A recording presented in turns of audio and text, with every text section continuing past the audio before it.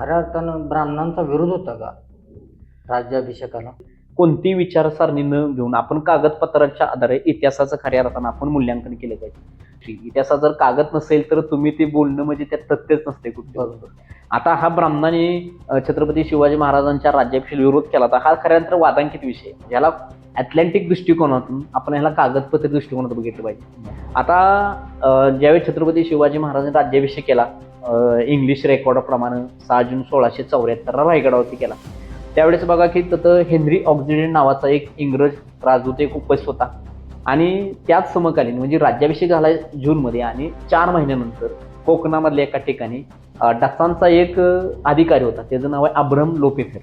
आता ह्या अब्राहम लोपेफेरनं त्यामध्ये एक वाक्य लिहून ठेवलंय त्याच्या पत्रामध्ये, त्यामध्ये